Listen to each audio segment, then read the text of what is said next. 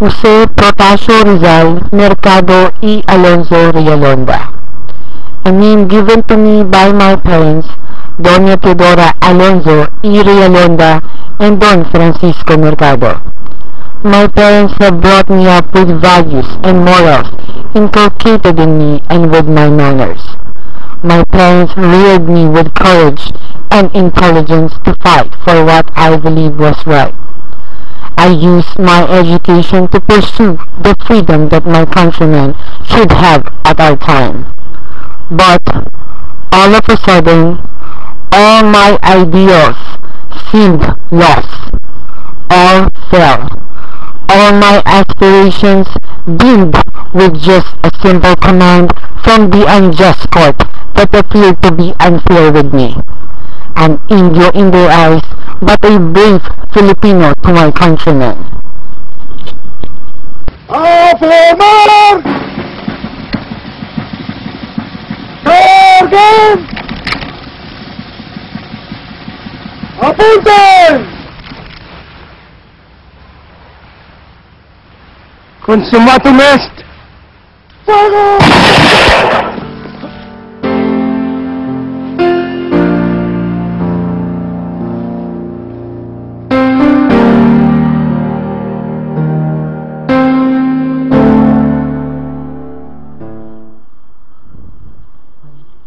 In the morning of December 26, after my saddest Christmas, my court-martial commenced.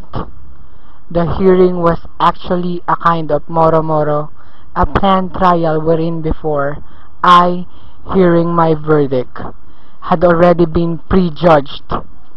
Unlike other accused, I had not been allowed to know the people who witnessed against me.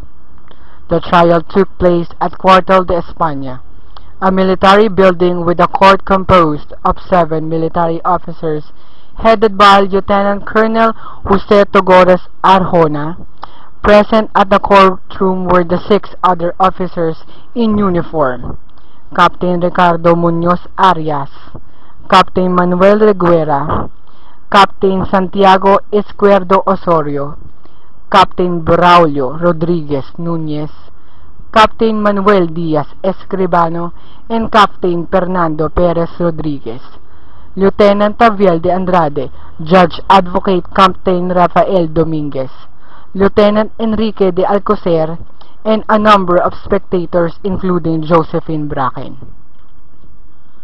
After Judge Advocate Dominguez opened the trial, it was followed by Attorney Alcocer's reiteration of the charges against me, urging the court that I be punished with death.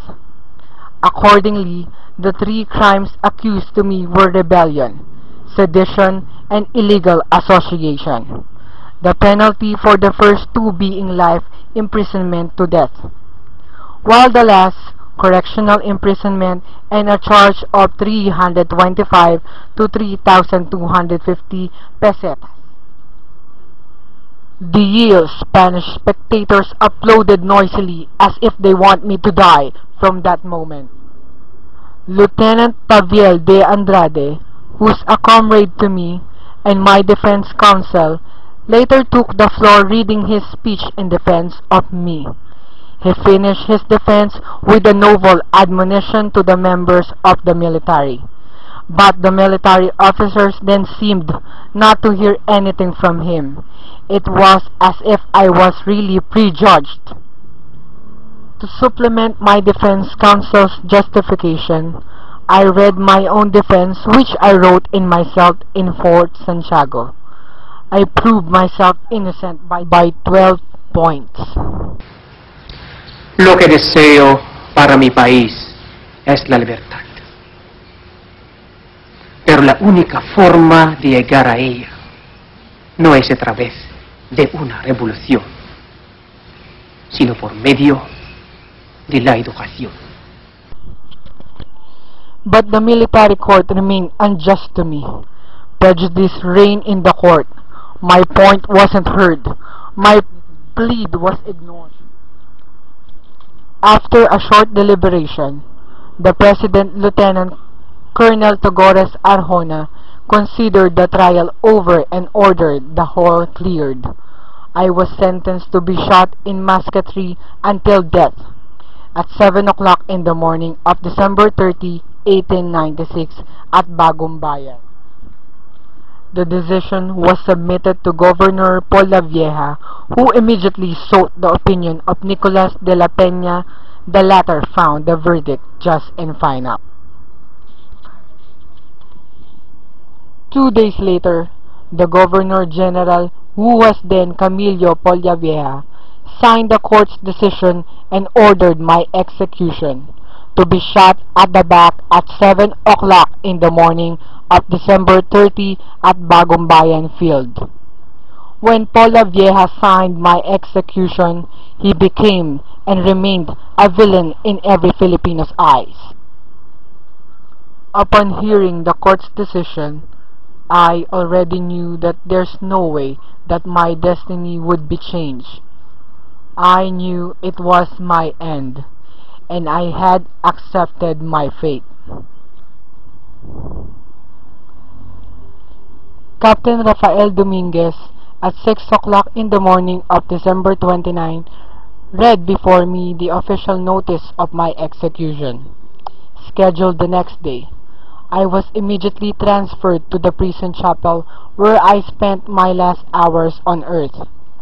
Inside the chapel, I busied myself by writing correspondences to friends and family, bidding everyone farewell, and conversing with my Jesuit priest friends.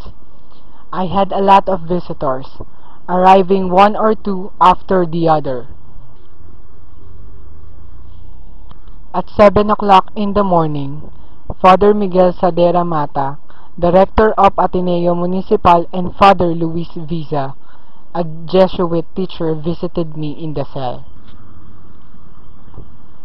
Father Viza gave back my statuette of the Sacred Heart of Jesus, which I carved with my penknife as an Ateneo student way back then. I became happy for a moment when he gave it to me. At 8 o'clock in the morning, Father Antonio Rosel arrived. I invited him to join me at breakfast, then followed by Lieutenant Taviel. He was enraged by the court's misruled decision with my case. At 10 o'clock in the morning, Father Jose Villaclara, my teacher at the Ateneo, and Vicenta Balaguer, a Jesuit missionary in Dapitan, visited. From 12 noon to 3:30 in the afternoon, I was left alone in my cell. I took my lunch, then wrote some letters. Father Balaguer returned to Fort Santiago and discussed with me about the retraction of the anti-Catholic ideas in my writings and my membership in Masonry. At 4 o'clock in the afternoon, my mother, of more than ordinary culture, Doña Teodora, came. When I saw her eyes full of grief and despair, I knelt down and asked for forgiveness.